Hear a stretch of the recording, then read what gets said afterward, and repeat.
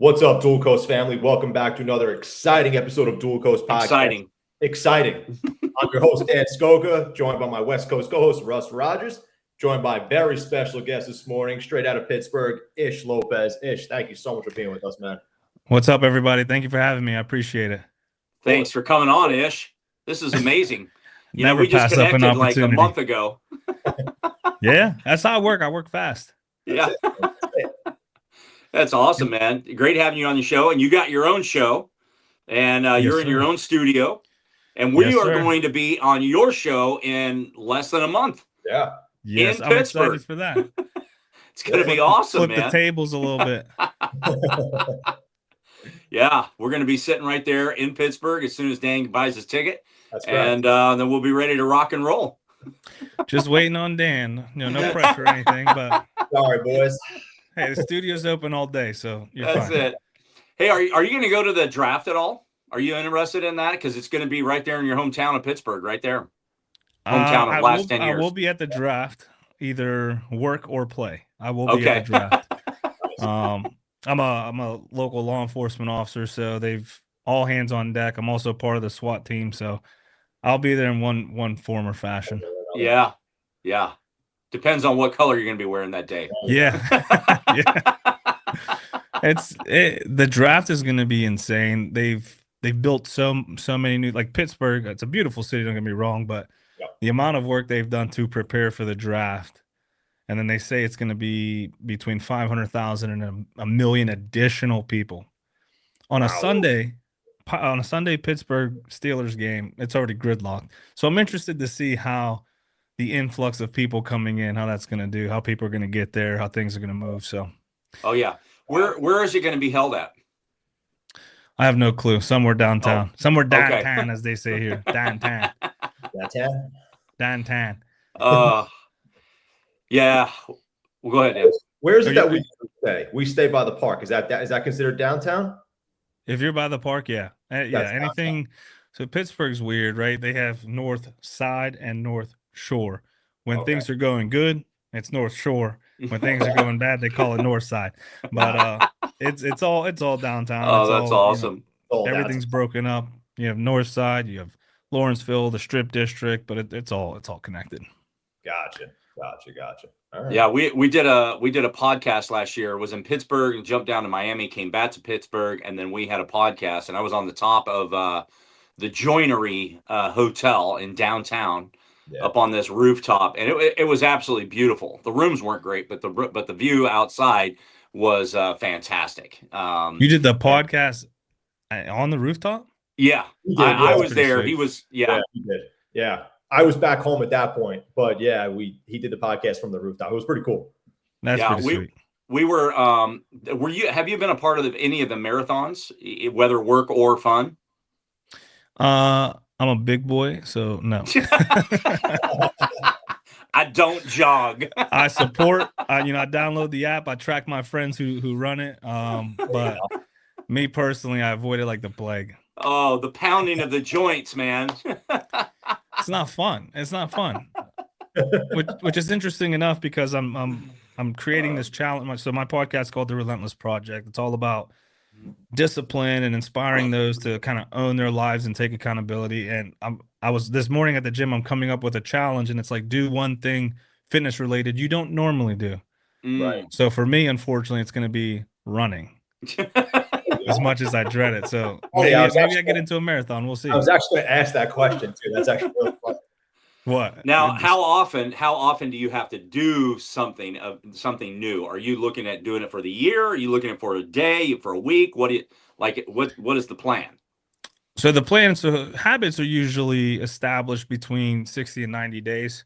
Right. So my goal with everything is just to help kind of people push into new arenas, push into their whether it's faith, family, friends, or fitness. These are the pillars of my life. And I think if people own these pillars and push in these pillars, everything in their life begins to change. So I'm thinking between 60 and 90 days. I'm trying to find a sweet spot. Andy Frisella started the 75 Hard Challenge, which is an amazing challenge. I've done it multiple times. And you learn a lot about yourself and you learn a lot about your capabilities.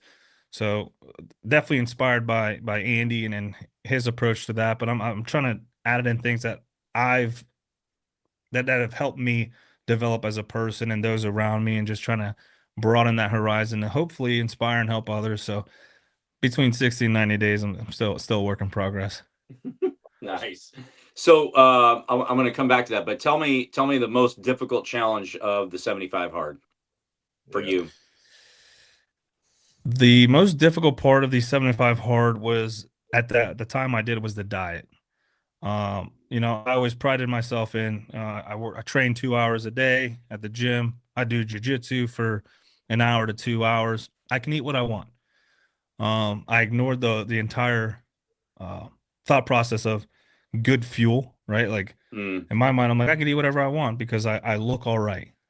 But the whole point of eating good, you know, it helps your mind. It helps with clarity, inflammation. There's so many other things that eating healthy does for you rather than just lose weight, right? In my mind, I didn't need to lose weight. I wanted to bulk up. I like being bigger. I like, you know, so the diet part, honing in the diet was probably the toughest for me. And then reading. I'm not a big reader. I listen to audiobooks, podcasts. Either I have to watch it or I have to listen to it. I can't sit and just do one thing. I have to do like multiple things at once. So reading, between the diet and the reading, those were the hardest that I had to constantly start over the 75 hard. It was more like 150 hard for me because I had to restart so many times. And running. Let's add running to that. the running, if I can shut it off and do it, not for long distances, you know, but it's boring. So if I have like something in my ear or I'm watching something, like I can tune out for, you know, it takes me about maybe 9-10 minutes to run a mile. I can tune out for 9-10 minutes. But like a marathon, you're doing that for 26 points. There's no way. There's not enough Netflix or a motivational podcast to get me through that. You can't disassociate long enough for that. I can't. No. Hey, you know what, Pittsburgh? We were at the kids marathon last year, which you're going to be a part of with us for a few hours, which is going to be fantastic. We'll get you. We'll do a little jogging segment for like 100 yards. So we'll get a clip of you running, you know, maybe across the bridge or something, and that'll be cool. But there was a guy. I'll use that forever. There was a guy that he was the oldest. The real marathon is the next day, 26 point whatever miles it is. And I believe he was in his 70s or 80s, something like that. And he ran the 26-mile marathon. And he was the last guy, the last finisher, not guy, but the last finisher of the day. And it was like dark when he came in, but there were still fans that were there just cheering him on. There's a whole video of it from from the marathon, from the P3R. It was absolutely amazing that this guy's will to do this. Yeah, that's he finished, insane. Right? He finished. That's wild. That's a feat. That's a feat, honestly. Like running a marathon is not something you just decide to do one day and show up and do. Like it requires effort, intentionality. Like you're constantly battling your demons to get to that end goal. Yeah. So that's amazing. And then at that age, it's impressive. Yeah, exactly. We have a mutual friend, Craig Siegel, that he's a runner and he runs a New York Marathon every year. And, you know, it's ups and downs, even for a runner, right, to run the 26 miles. Because he says, you know, sometimes I hit a wall at 5 miles. Yeah. Like, and the last 21 miles are like just like a barrier to try to overcome the body and the mind.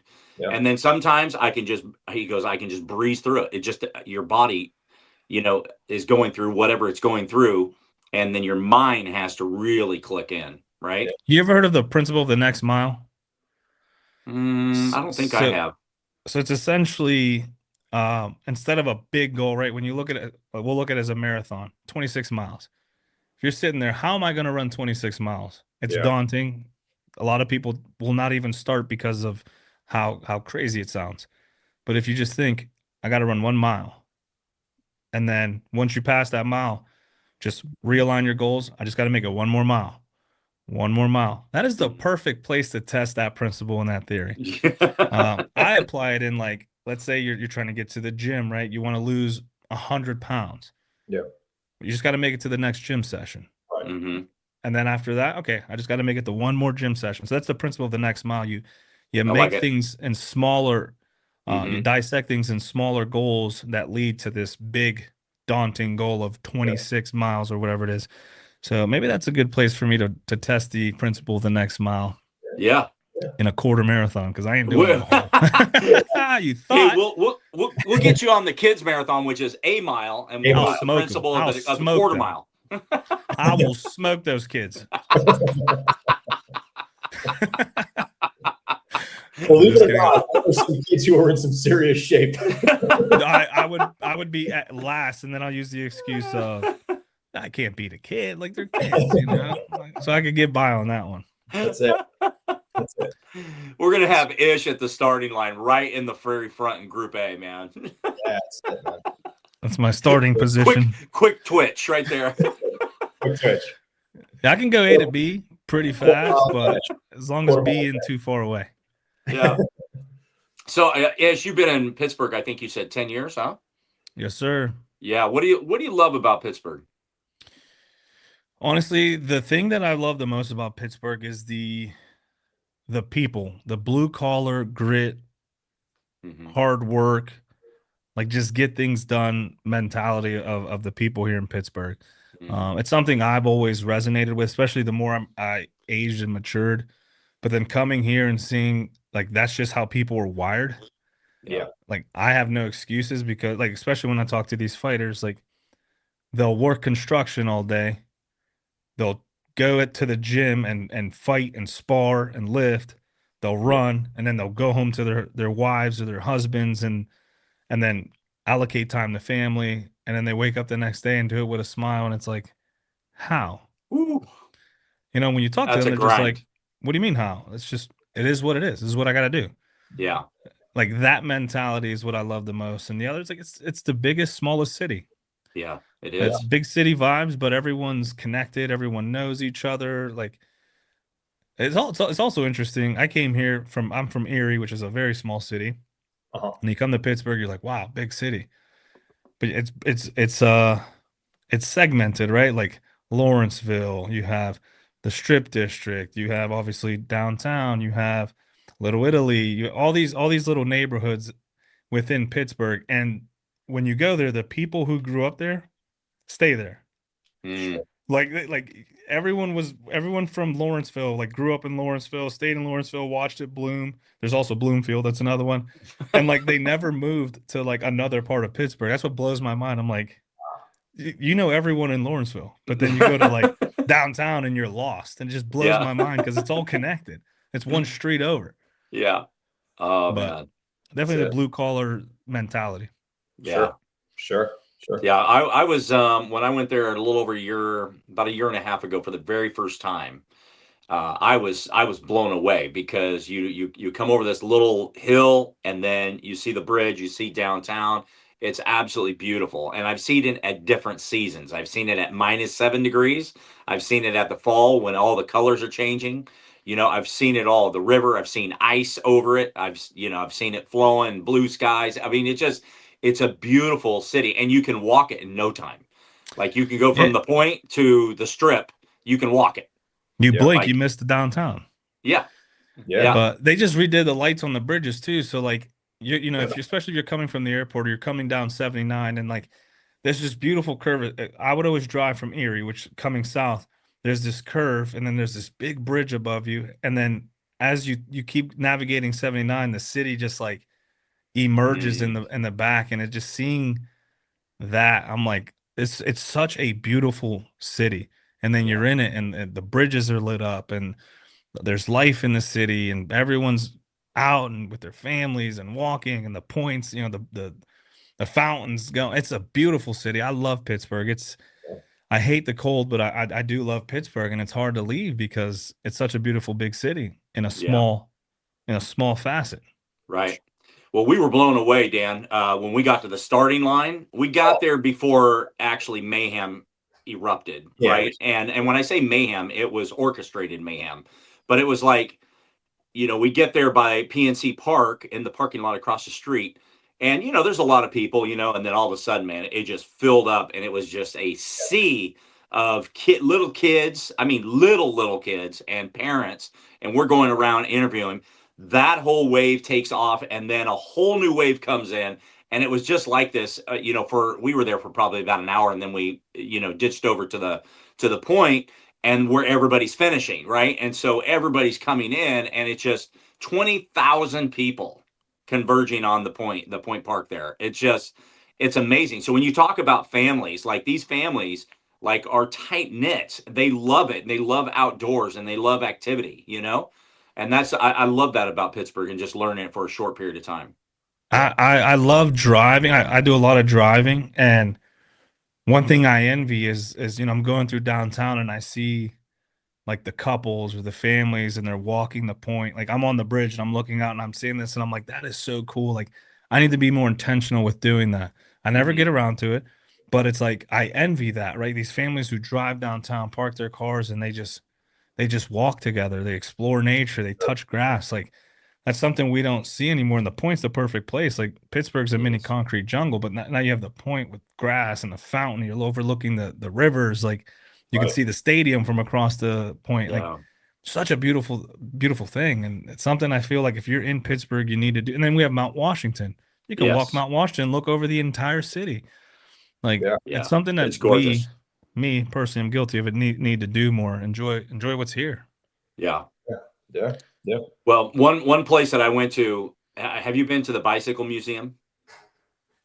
It's past the football stadium, and it's like I didn't even know there was a museum for bicycles. They have the most bicycles. You have kids. Yeah. Yeah, you got to take the kids to the Bicycle Museum. They have like the most bicycles of any museum, period. And they've got. I didn't even know there was a market for museums and bicycles. I don't think so. Look, I'm learning. See, I'm glad you came on the show. Me too. So I'm all about learning. It went to Russ. Yeah. Let me tell you about Pittsburgh. I'm gonna have to check that out. I'm gonna have to. Wait, have you heard about the Bicycle Museum? Like people are gonna look at me like I'm crazy. Oh, you got to go. You have to go. It'll blow your mind. That'll be the first thing I Google. Yeah, it will blow your mind. I mean, that doesn't have anything to. Well, it does have to do with health and wellness because if you get on a bike and ride it, that's good for you. But this museum is just like you got to take your time and go through it because I have thousands of bicycles. Yeah, wow. That's insane. Yeah, from way back, like 1900s, early. My people's bicycle in there, the low riders with the. There you go. Oh, they got everything. Air suspension. Man, they've got the old Schwinn's. They got the little, gear shift on the front. They've got the who was it? The Beatles. They have the Beatles bicycle there, which has got like 4 seats on it, or 4 or 5, something like that. 4, right? It's just unbelievable. Elvis Presley, you got a bike from him. It's just, it'll blow your mind. So you're saying I didn't make it until I get a bike? Yes. I will have a bike in that museum, the Relentless bike. Yeah, if you're looking for a podcast guest, you can maybe have the curator of the Bicycle Museum on. Yeah. You know the questions I will have for that person? Like, what inspired you to start this, first of all? And let's talk about, I love the behind the scenes of businesses, right? That's one thing. How do you monetize this? No idea. Can we talk? Give me some advice I can use for the podcast. You get people like Russ Rogers inside. That's it, man. Yeah. Promoting it right here on Dual Coast. Yeah, sponsored by. No. That's interesting. I'll have to Google that. Yeah. Ish. So, you always put yourself in a lot of uncomfortable situations. You're in law enforcement, you're in jiu-jitsu, you have the podcast, things like that. What's something that's going through your head when you're putting yourself in an uncomfortable situation, and how do you override any hesitation? So I think I have the thoughts that everyone else has. How am I going to do this? What's the next step? How do I start? That how question is, I think, what differentiates people getting started and people who never started. Some people ask how am I going to lose weight, or how do I get to the gym? And they're asking of good intention. Other people ask the same exact question, looking for a way out. So my mindset is always like, am I gonna have to barrel through, or are there avenues that someone has already established that I can explore? I love that. So I guess the best way that I do it is just going in with, this will be done. It will be done, and it will be done as soon as possible. And then just finding out probably the best way to go about it. So I like to ask people, like, for example, skydiving. That's something that was very daunting to me. And a good buddy of mine, Mike Fisher, got to shout him out because he's talk about one of the most disciplined individuals I know. He woke up one day, decided to run the Ironman, moved to Texas where the Ironman was going to be for 3 months to just train. Wow. Like that's a perfect example of you just have to do it. And then while he's training for the Ironman, decides to get his skydiving license. So that's what kind of influenced me, right? So he's hitting me up. Oh, you got to do it. You got to do it. I fly down there to support him for the Ironman, and here comes the task. Hey, we're driving to go skydiving. And fun fact, the scariest part of skydiving is the drive there and the flight up. It's not the jump. It's the fears we we tell ourselves. It's the situations and scenarios we create in our head.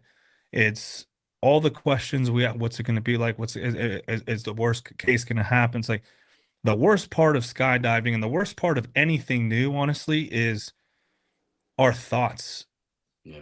Because we've never been there, so we create the worst case scenarios that will unfortunately let a lot of people never explore something new or never try something new. Yeah, I can see that. Yep. So, you get there and, I ask myself, like, man, what's it going to be like, And I'm asking because I want to get it done, not because I'm looking for an excuse. So if you find yourself already looking for a way out, you're probably not going to succeed in whatever it is you're trying to do. If you're asking the question to find a way through, that's a good start. So he tells me it's not, and of course they tell you, this is how he describes it. It's like nothing you've ever experienced. I know that. I obviously I need something tangible to like help me get through. It's freeing. You're not really helping me here. So at that moment, you go through the ground school and they're telling you like, all right, when you're up there, you're gonna have to find your flight pattern. You're gonna have to do this. And I'm like, man, this is insane. Like, I'm not a pilot. We're talking flight patterns. We're talking with the wind, out the wind. If your chute doesn't open, this is what you need to do. I'm like, this is a perfect class to give someone who's that's free hesitating, right? But in all this, I'm like, okay, if my chute doesn't open, I have a reserve. Like, I'm going through this so I can have options in the air. Yep. And then comes, you go through all this, and then comes the moment, right? Like the first jump, you have to have a tandem. So you're attached to an instructor, right? Which is a perfect metaphor for life, right? You're on this plane and you're climbing up and it's loud and there's like 10 people behind you and 10 people in front of you, right? The people who are jumping at a lower altitude go before you. The people who are jumping at a higher altitude go after you. So you're in the middle and the instructor's like, hey, you good? Yeah. All right. I'll ask you again in a couple minutes. So he's checking in with you. You get to this point, door opens, everyone jumps out, door closes, you're left, you're coming up. And now you're like, if I don't jump, the people behind me can't jump. Yeah. So like, I have to jump. But what if, right? We create these scenarios. It gets to the point where the door opens, he kind of crawls you to the end, your feet are at the end, and you're staring at the curvature of the earth. That's how high you are. And then when I jumped, it was 14,000 feet. And he's like, are you ready? And they won't push you. They won't force you. They won't. If you say no, you sit back into the safety of the airplane, you land, your life goes on. No one makes fun of you because you're jumping out of an airplane, right? Minus your friends. Your friends will make fun of you who skydive. So the whole point of this is there's no pressure. Yeah. Right? Everything's internal. Everything's a decision you have to make. As you're standing at the edge of this, it's simply one step that's going to change the outcome of your life. It's going to change the outcome of skydiving. So are you ready? And I literally, just like I do with everything, I say, I don't know if you can swear on here or not, so I'll keep it clean, but I say, F it, let's go. You sure? Like, let's go. And I take one step. And then next thing you know, I'm staring at the airplane, continuing going, and I'm free falling in the sky. So all that to say, how do I approach things? I approach things with ultimate intentionality and with the mindset of this will get done. This will be done.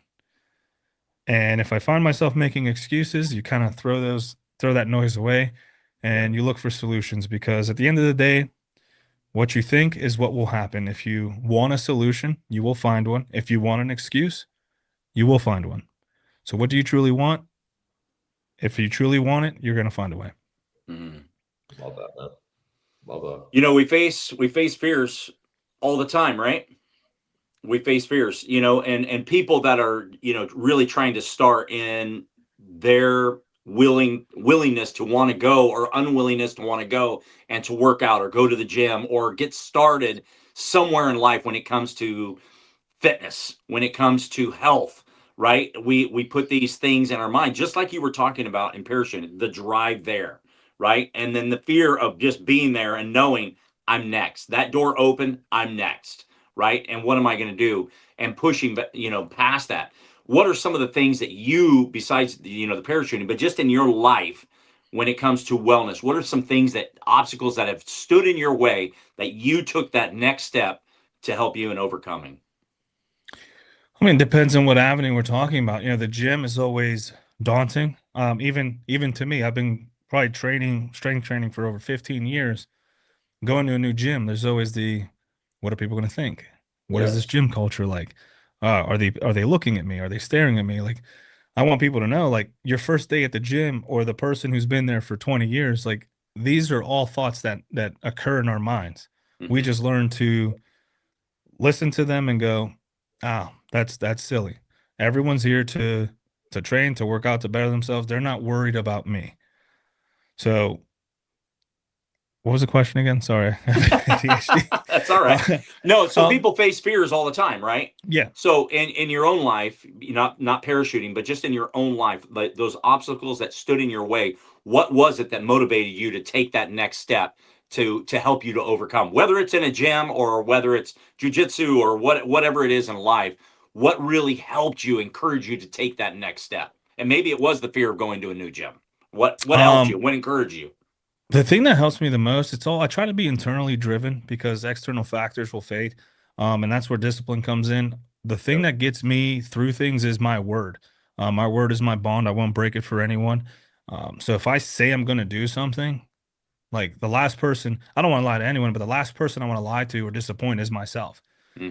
So I will make a conscious decision. Let's say I want to lose weight. I want to drop 15 pounds. I will lose 15 pounds. I won't break that bond with myself. Now, how do I lose 15 pounds? I have to go to the gym and I have to start eating healthy. I will do this. Well, now I've made a promise to myself and I don't want to break it. With, you know, a big hurdle was joining the SWAT team. I had 2 previous attempts, which I failed, passed the fitness portion, which I was the most concerned about, and then failed the shooting portion, which I was a firearms instructor at the time. How did that happen? But I'm going into my 3rd attempt and I tear my knee in jiu-jitsu. So I tear my meniscus. I have surgery. I'm rehabbing it. And now the SWAT tryouts are coming up and my PT's going, we haven't even started running protocol. You can't try out. And I looked at him and I said, that's not, I promised myself, I'm like, this is happening. Yeah. Like I have to do it. And he looks at me, he goes, I can't tell you, you can do it. And I look at him and I'm like, is that code for you don't want liability? Because like, if that's what you're saying, I'm cool with that. Like, I won't blame anyone. And he just looks at me like, dude, you're nuts. And I'm like, nah, I made a word to I gave myself my word. So sure.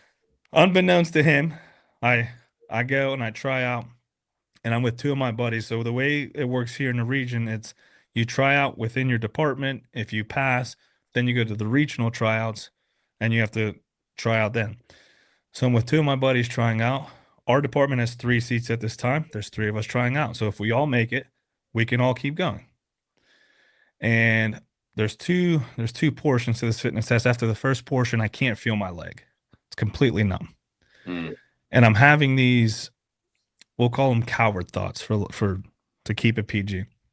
So these coward thoughts, I'm like, I can't, there's no way I can do the second portion. Like, I can't feel my leg. It's numb. My knee is like killing me. There's no way I can do this. And it's good to have good people around you because when, like, people think relentless is, that I'm gonna smash through. Like, that's not what relentless is. There are times where these thoughts creep in our minds, like, am I good enough to do this? Am I fit enough to do this? I don't have, there's no way I can keep going. Like, we tell ourselves these lies, and we sometimes believe them. At this point, I'm telling myself lies. I don't know how I can get through this. I'm not going to be able to make it. My buddy comes over and he's like, bro, like, get up, let's go. It's time to start the second portion. And I look at him, I'm like, there's no way. It's like, what do you mean? I'm like, there's no way. And he kind of, gives me a speech that's probably not good for this platform, but he's like, dude, you're going to hate yourself if you don't even try. Like, try and fail, then not try at all, because you're always going to wonder, like, what if I could have? Mm-hmm. Yeah. And I looked at him and I'm like, you know what? You're right. I'll go until my leg falls off. Do the second portion, pass. And he's like, see, and you were concerned over nothing. At this point, I can't even stand, but I passed. Mm-hmm. Yeah. And then 2 weeks later is the regional tryouts. And now I'm like, no, I did it 2 weeks ago. I've rehabbed. I've trained since then. Like, I'm going to be able to do it now. Yeah. And I passed. So my biggest motivation is keeping a word to yourself. Like, if you make a promise to yourself, keep it, because if you break the word to yourself, you're going to lie to anyone. You're going to break your bond to anyone. Right. Like, if you don't respect yourself enough to keep your word, what value is it to anyone else? To your bosses, to your wife, to your husband, to your children, to your coworkers. Keeping that bond to yourself starts to build something within you that you tend to honor your word to everyone, mm-hmm. because you will not break it for yourself. Mm-hmm. Yeah. Right. That's powerful. Yeah. Yeah. Awesome, man. Awesome. Ish, a lot of people always say they want to improve themselves, whether it be in finance, business, networking, fitness, losing weight, but they use time as a constraint on themselves. They always say they don't have the time to do it, or they don't have the time to create this, or the time to get in the gym. What would you say to those people who use time as an excuse or a constraint? You're lying to yourself. I'll say you're lying to yourself. I always say everyone has the same 24 hours. Elon Musk, me, you, the listeners, we all have a 24-hour bank that we get to.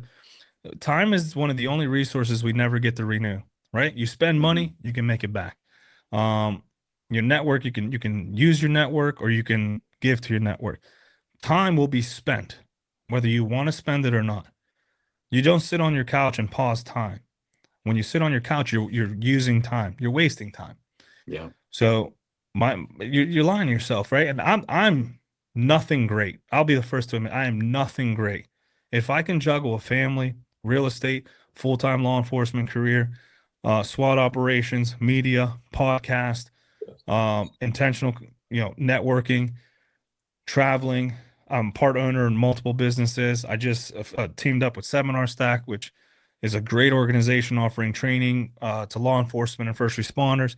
Like, if I can do all this, you can make time for the gym. Oh, also gym, jiu-jitsu. Like, if I can do all that, and I'm nothing great, if I can do all this, there's no excuse. It's all about priority, right? Prioritizing. If you want to get healthy, if you want to get fit, make it a priority. The same way you make going to work a priority. We don't have to go to work. We have convinced ourselves we do because we have bills to pay, but we don't have to. If you don't go to work, your bills don't get paid. So what? Your bills don't get paid, you get sent to collections. So what? I'm not saying this is the way to go, but I'm saying, like, at the end of the day, you're still alive. You're still breathing. You can. There's other options you can do. How many people live their days without any responsibility?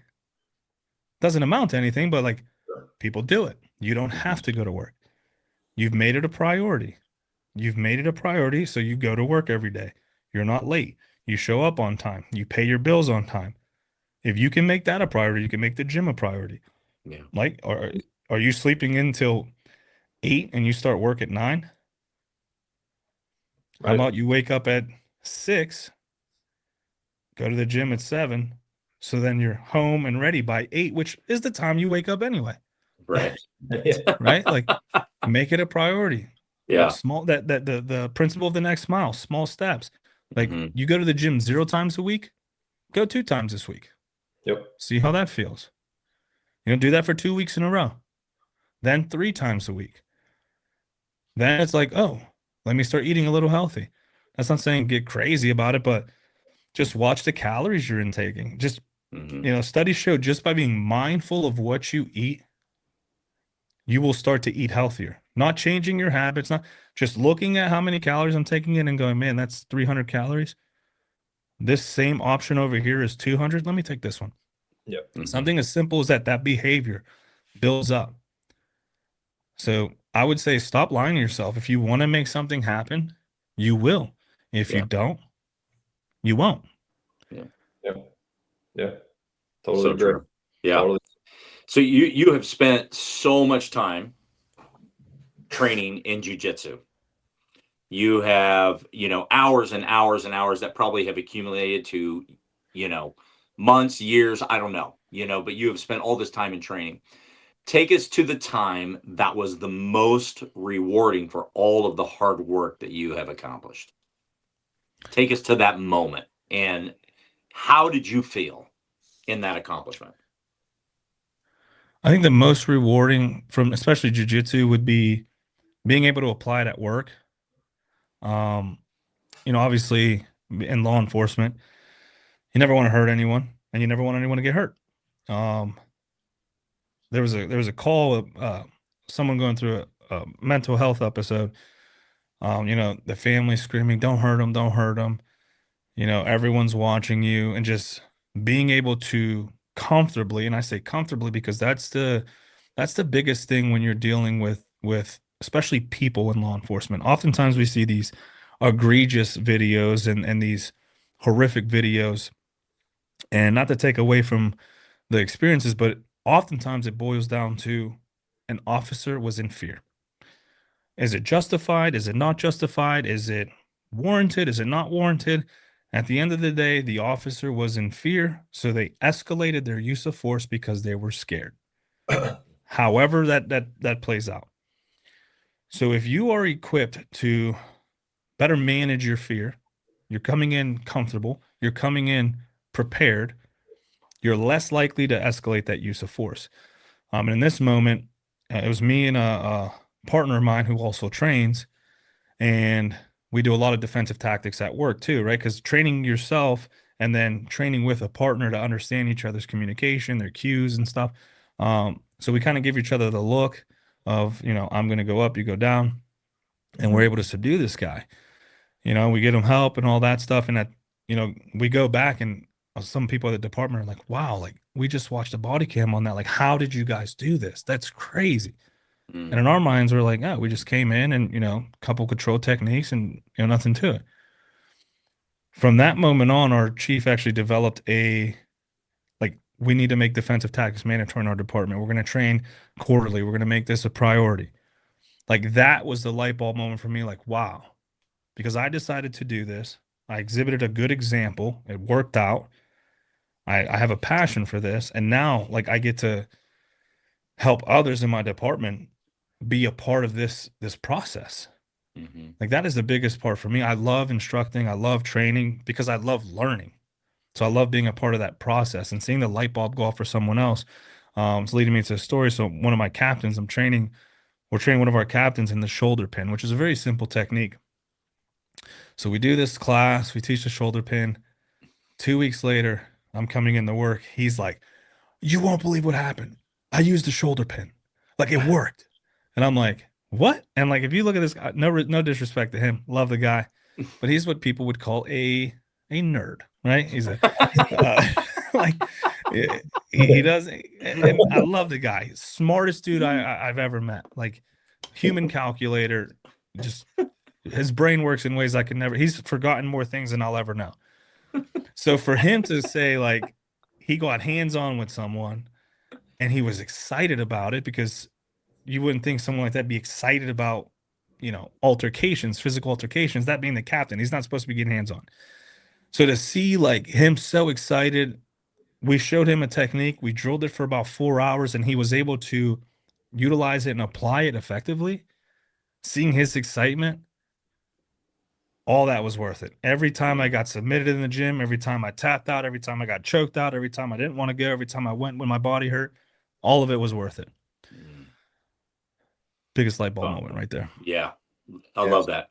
And it just takes me to, to the Point Park next month. And I want to get on film you doing a shoulder pin on Dan. Yeah, I knew that was coming. Okay. We're going to get this. Not only going to get you running, but we're going to get a shoulder pin of Dan in the park, in the grass, in front of our table. I just want to It's not painful, Dan. Don't worry. Just a little top pressure, but I'm thinking those videos where the guy runs on the field and you see all the security guards just level. Funny story about that. If that's not the shoulder pin, we'll do that one too on you, Dan. Tackles, open field tackles. Yeah. We're at last November. We're at a seminar stack event, and we're downstairs at the bar. It's at a casino. We're downstairs at the bar after everything, and we're like going over like the techniques and stuff. And like it's me and one of the other instructors, and we're like choking each other at the bar and stuff. And like security comes and they're like, "Hey, is everything?" And we're like, "What?" And like we're confused. And then the security guy knew we were a part of this organization. He's like, No. The other guy's like, no, they're fine. They know what they're doing. They're with seminar stack upstairs. And like the other guy's like, oh, I thought you guys were like fighting and like choking each other. And I'm like, oh, we were, but like we're having fun. We're not mad at each other or anything. So like then we start teaching the security guy a couple of these principles and stuff. I mean, you could use this, like someone gets unruly at the table. Like these are some, so it's just funny because like if you're in jiu-jitsu, like you'll these are the guys and girls at the barbecue or at the family event or at the party on the ground rolling or at the beach, and like they're choking each other and stuff, and everyone's like, what's going on? And they're just having fun. That's it. It's like talking shop, just with your arms around each other's necks and stuff. That's all we're going to be doing, Dan. We're just going to be talking shop on that Saturday. Yeah, that's it. He says we, but he means you. Yeah. Well, I'm going to be doing the talking. Yeah, exactly. The shop work is on Dan. I'll be in the headline talking. Use me. That's so fun. Ish, we'll probably close it out with this one, but we always have a saying or a quote that we end every single Dual Coast podcast with. We like to ask our guests, and that quote or that saying is, wellness is not about perfection, it's about progress. What would you say that quote means to you? That quote means being relentless in your pursuit. If you remain relentless in your pursuit, you're bound to find success. Success being whatever that goal is. It goes back to that principle, baby steps. Like a goal is daunting in and of its nature, or you would never strive for it. Like it's something you strive to reach for, whether it's health, whether it's fitness, whether it's getting bigger muscles, whether it's getting better at jiu-jitsu, whatever it is, getting your black belt, it's daunting. So back plan. Break it down into steps that you can digest, to the point you break it down so far that you can start right now, right? Something as simple as, I want to be able to hold my grandkids or be able to walk up a flight of stairs without being out of breath. Mm-hmm. What can I do today? Today, I won't take the escalator. I'll take the stairs. Today, I'll park further away from the grocery store and do that extra walk. Today, I'll do a lap around my neighborhood, just one. Today, I'll make the decision to get better at whatever it is you do. If you look at it as like, I want to run a marathon, you will sit there all day in your head and you will hype yourself out of doing it. 26 miles is a long time. I've never run. That's far. My body hurts. I have inflammation. I have this. I don't have the right running shoes. I don't have the money to get into. I looked online. It takes a lot of money to run a marathon. You have to have the right suit. You have to have the right socks, the right shoe. You will talk yourself out of doing it. Mm-hmm. But if you just go, what do I have today that I can start doing this? I have shoes. Thank God I have shoes. I have clothes. Thank God I have clothes. I have outside. Awesome. Do a lap. Next week, do 2 laps. Mm-hmm. Build yourself up. Next thing you know, you're going to be running 5 miles, 10 miles a day. And you're going to be like, how did I even get here? Well, you got here because you broke it down into steps you can start now. Yeah. Don't hype yourself out of whatever your goal is. An idea, a goal that you think about is just an idea, right? Put action. Action kills fear. Like inaction fuels fear. Action kills fear. As long as you're taking baby steps towards whatever your goal is, you will find success, or you will learn another way to do it better. Mm-hmm. Regardless, action will get you to where you want to be. Inaction will fuel fear, which then fuels you never getting your goal. Mm-hmm. Yeah. Very well said. You know, I'm just amazed at everybody's response to that statement or that question, you know, and it amazes me what people come up with and how they live their life, you know, and Ish, I so appreciate your words on that. You know, I love the inaction part and the creating the fear and everything. It's just like, it's so true, because those kinds of things keep people in sedentary positions throughout life. Yep. Right. It keeps you in paralysis. Yeah. Keeps you in paralysis. If you think, here's the thing, I'll end it with this. People are so scared to start because they're not good enough. They're not great enough. They don't have the right things. It stopped me from starting my podcast before I started it. It stopped me from getting fit before I started it. Like, we will psych ourselves out because we're not good enough to start. But to be great, you can't be great if you don't start. Mm-hmm. You have to start if you want to be great. Right. And successful people, we look at these successful entrepreneurs, these athletes, they have failed 1,000 times before most people ever even made the decision to get started. Mm-hmm. Yep. So fail fast, fail often, learn from those failures, and then use that and apply it so you can find your success, whatever field that is: health, fitness, business, relationships. I never look at failure as a loss. I always look at it as lessons, and framing your mindset into that, you will never lose again. You'll never lose again. If you look for the lessons and failures and losses, if you look for the lessons and apply it to the next thing you do, you will never lose again. Yeah. So true. Amazing, man. Wow. Words of wisdom by Ish. Totally agree. Seriously. That's good stuff, man. Yeah. I love it. Ish, where can people find you? Instagram, YouTube. So my personal page is the Ish Lopez on Instagram. YouTube, follow the Relentless Project. We talk about similar things, and I appreciate you guys having me on, because you can never have enough podcasts talking about stuff like this, right? Like, we all, as hosts, you guys have different experiences that you bring in, and my whole goal is to talk to everybody, learn from everybody, and share it with the world. So I appreciate you guys having me on. It's Relentless PRJCT on Instagram, YouTube, X, therelentlessproject.com. You know, if you follow that, in a month, you'll be able to listen to Dan and Russell's episode, because they'll be on. So a little self-plug, but also promotion.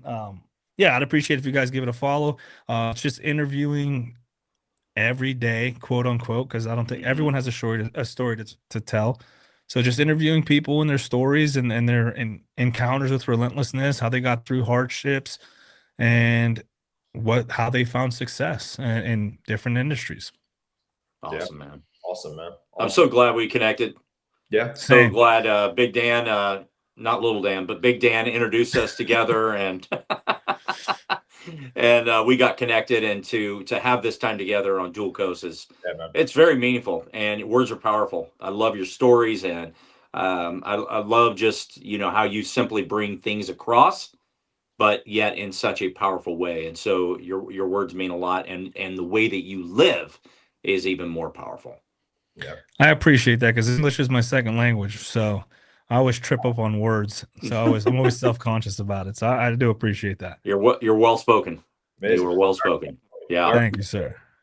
Yeah. This is an awesome podcast. Ish, thank you so much for being on today. We really appreciate it. Guys, please check out the Ish Lopez on Instagram. Check out the Relentless Project. Me and Russ are going to be on in a couple of weeks. You guys check that episode out. Ish, thank you so much again for being with us. Please. Bicycle Heaven. Bicycle Heaven. That's a quick plug for Bicycle Heaven. Shout out Bicycle Heaven simultaneously. Please check out Dual Coast Podcast on all social media handles. Check us out on Spotify, Apple Podcasts, Amazon Music. Thank you so much, everybody, for listening. We'll see you guys next week. Appreciate you guys for having me. Thanks, Thank you so much, man.